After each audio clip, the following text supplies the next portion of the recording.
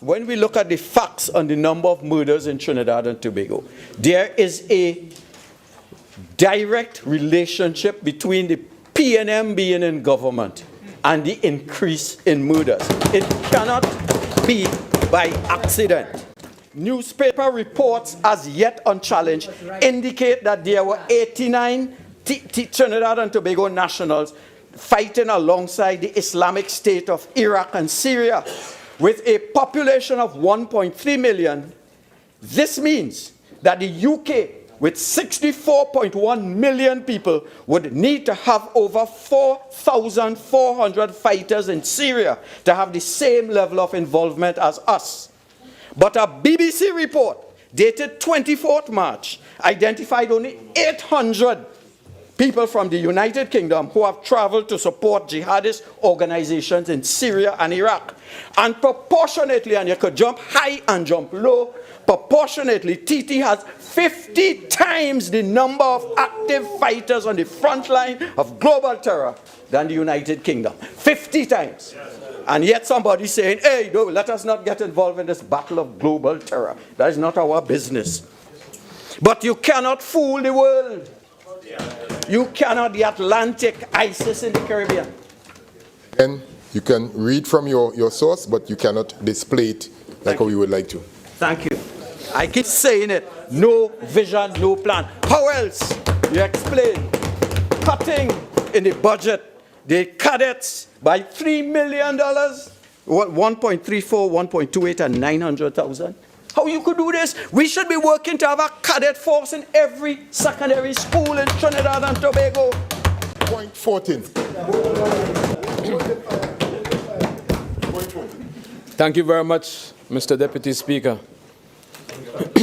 Mr. Deputy Speaker, let me strongly advocate from the outset that this government, the PNM government, has not failed in addressing the crime epidemic in this country, as has been stated by this member from Naparima. Before going into my presentation, Mr. Deputy Speaker, the member from Naparima mentioned, and other members on this side continue to mention, that when the PNM is in power, crime seems to go up. Mr. Deputy Speaker, you can look at it differently. When the UNC is in opposition, crime seems to go up. One might want to know, what is the nexus between them being in opposition and crime going up? I remember, Mr. Deputy Speaker, just around 2010, leading up to the 2015 election, the leader of the opposition, the member for Siparia, once said, and she said, if the PP government is not voted into power, the street will be covered in blood, Mr. Deputy Speaker. The street is going to be covered in blood if they were not voted into power. Yes, Mr. Deputy Speaker. So that when one starts to look at the incidents of crime, one can readily draw a nexus. Because we have to understand that the government that lost the election in 2015 lost on the basis of corruption, lost on the basis of theft. Criminal activities, Mr. Deputy Speaker, that probably continues today, that have the country where it is. But we'll look in the rearview mirror in a short while. But I want to touch on the issues that was raised by the member for Naparima. And he tends to quote from all different articles on this report and that report. And I know he's a member, he has some international relations experience, and he should know quite well that when you write these articles, you write a perspective from the country who's writing them and not really from the country concerned. Because if we were to write a travel observatory right now to Britain, we'll say, don't travel to Britain because of what has happened. Don't quote from Kamla. Wonderful. Okay, here it is. Blood and Tears, the article is Sunshine issue, page 10, the Sunshine, page 10, page 10. During the UNC general election campaign in 2010, Prime Minister Kamala Persad-Bissessar made a prediction that blood will flow in the streets of Port of Spain, of Trinidad and Tobago. Blood will flow. Blood will flow. Published by the chairman of the UNC then. Blood will flow. Blood will flow. He was also the Minister of National Security. Blood will flow. Blood will flow. Blood would flow. It happened in 2010. Happened in 2010. You see? Yes. So the member for Naparima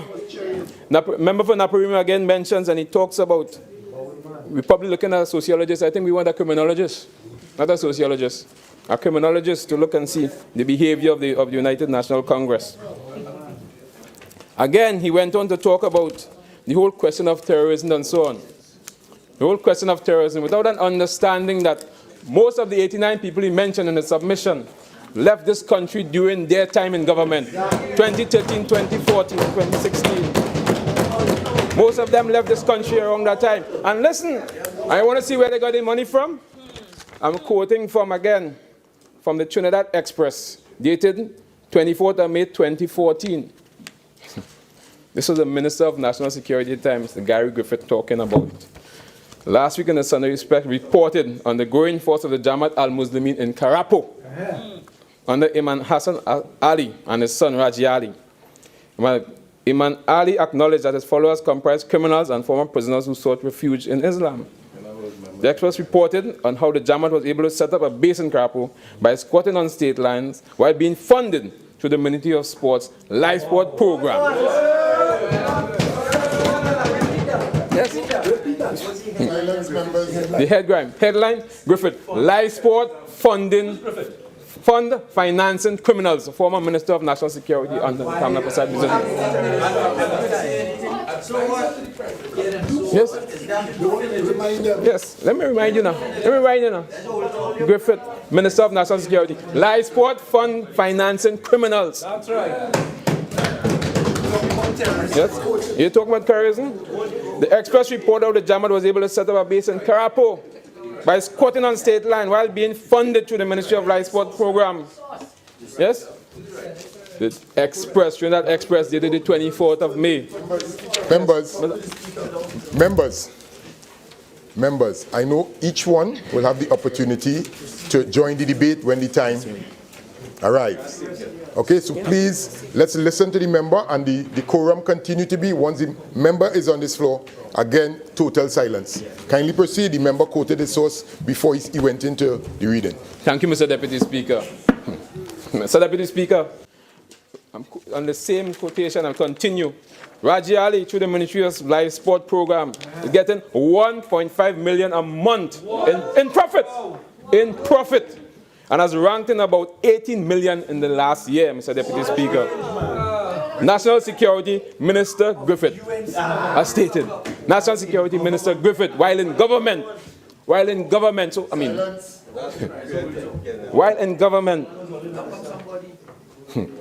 Mr. Griffith alleges that the young girl is using ghost names in the program.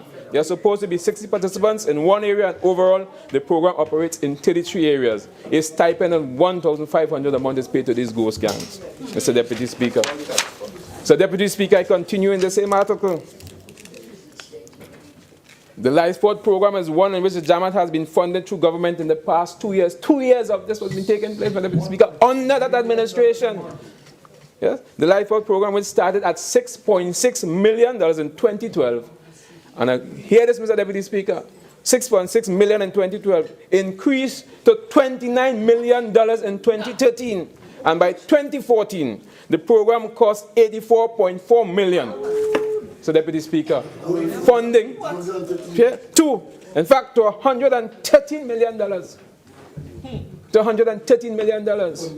And then you're asking about why we're not funding the cadet force. And did you fund the cadet force during that period? Did you fund the cadet force in that period? Did you fund the youth program in those periods? Did you fund those programs? Yet you're spending almost $89 million. $89 million. Where did the money go?